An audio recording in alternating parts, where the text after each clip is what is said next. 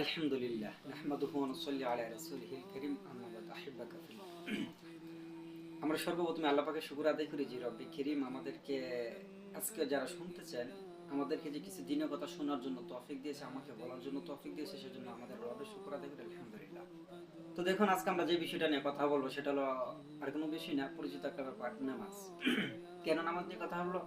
কারণ নামাজ এতটাই গুরুত্বপূর্ণ। ইসলামের মধ্যে যখন একটা মানুষ আসে, ইসলামের মধ্যে আসার পর এক কথায় আমরা যদি বলি, কোনো মানুষ যখন মুসলমান হয় তখন তার উপর সর্বপ্রথম যে বিষয়টা বর্তায় সেটা হলো নামাজ। আর আরো সহজে যদি আমরা বলি, যে নামাজ ইসলামের 2 নম্বর করণীয় ব্যাপারটা, ঈমান আনার পরে মানুষের উপর যে বিষয়টা ফরজ করা হয়েছে সেটা হলো নামাজ।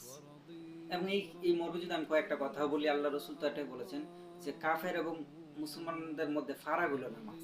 আরেকটা লাইন যদি বলি, আল্লাহ রসুল বলছেন যে কাল কিয়ামতের দিন সর্বপ্রথম যে বিষয়টা মানুষকে জিজ্ঞাসিত করা হইব সেটা হলো নামাজ।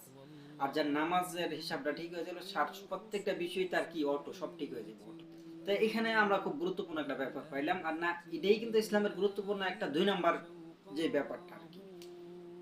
এখন এই নামাজের আমাদের মুসলিম জাতি কি করছে বলতে, আমি যদি আমাদের বাংলাদেশের কথাই বলি, বাংলাদেশ প্রায় 96% মুসলমানের দেশে। আপনারা শুনলে অবাক হয়ে যাবেন, একটা জরিপে পাওয়া গেছে, একটা তদন্ততে পাওয়া গেছে, বাংলাদেশের 96% মুসলমানের দেশে শুধুমাত্র 5% মানুষ নামাজ পড়তেছে। শুধু 5% মানুষ নামাজ পড়তেছে। এখানে কথা হলো 5% মানুষ নামাজ পড়তেছে, এটাও সবচেয়ে বড় কথা নয়। সবচেয়ে বড় কথা হলো এই 5% মানুষ থেকে আবার 2.5% মানুষের নামাজই হচ্ছে না। একবার চিন্তা করছেন, আমরা নিজেকে মুসলমান দাবি করার পর আমরা কি করলাম? ইসলামের যদিও আরো শত শত বিধান রয়ে থাকে, কিন্তু মানে ইসলামের শত শত বিধান তো আমি বাদ দিলাম। প্রথমত আসুন, ইসলামের 2 নম্বর যে বিধানটা নামাজ, আর মানুষ যদি নামাজের এই হালত করে, নামাজের যদি এমন একটা অবস্থা করে, একটাবার কি চিন্তা করছেন কি কঠিন একটা অবস্থা, কি ভয়ঙ্কর একটা অবস্থা? মুসলমান জাতি তার দিনের, তার ইসলামের যে 2 নম্বর যে বিষয়টা, সেটাকে যদি সে এরকম একটা অবস্থা করে থাকে, এমন ভয়ঙ্কর একটা অবস্থা হই, তাহলে আর ইসলামের যে আরো শত শত বিধানগুলো রয়েছে সেগুলার কি অবস্থা করেছেন মুসলমান, চিন্তা করেন একবার। আমি আপনাদেরকে বলি, আমরা যদি প্রত্যেকটা মুসলমানকে জিজ্ঞাসা করি, প্রত্যেককেই যারা নিজেকে মুসলমান দাবি করে, যদি জিজ্ঞাসা করি ভাই আপনার মানে আল্লাহ তাআলার জন্য সর্বোচ্চ কি করতে পারেন, সে কি কি বলবে জানেন? সে বলবে আমি আল্লাহ তাআলার জন্য সর্বোচ্চ যেই কথাটা আমরা মুখে বলে থাকি আর কি, আমি আল্লাহর জন্য জীবন দিয়ে দেব। যে দেখুন, 96% মুসলমানদের দেশে 96% মানুষকে যদি আপনি জিজ্ঞাসা করেন আল্লাহর জন্য আপনি সর্বোচ্চ কি করবেন, সে বলবে আমি আল্লাহর জন্য জীবন দিয়ে দেব। সে আল্লাহর জন্য তার জীবন দিয়ে দিতে রাজি। কিন্তু দুঃখজনক বিষয় হলো 96% মুসলমানদের দেশে আপনার 5% মানুষ যে নামাজ পড়তেছে, এই 5% মানুষকে আলাদা করলে আরো 91% মুসলমান, তার মানে তারাও কিন্তু জীবন দিব ইসলামের জন্য। তাইলে জীবন যদি তারাও দেয়, তাইলে আমরা কি বুঝতে পারি যে তারা শুধুমাত্র মুখের মাধ্যমে ইসলামটাকে ভালোবাসে? তা না হলে আর 91% নামাজ পড়তেছে না কেন?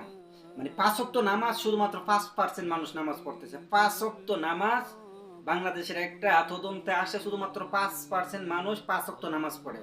এই 5% মানুষের ভিতরে সবচেয়ে দুঃখজনক বিষয় হলো আবার 2.5% মানুষের নামাজ হচ্ছে না। 2.5% মানুষের কেন নামাজ হচ্ছে না? কিছু মানুষ আছে যারা নামাজের ফরজ বিধানগুলা জানে না। কোনো মানুষ আছে নামাজের ওয়াজিব বিধানগুলা জানে না। আবার কিছু কিছু মানুষ আছে কোরআন তেলাওয়াত শুদ্ধ পড়তে পারে না।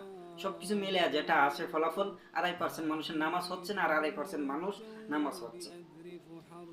আর 91% মানুষ যারা আছে তারা ইসলামটাকে কতটুকু ভালোবাসে?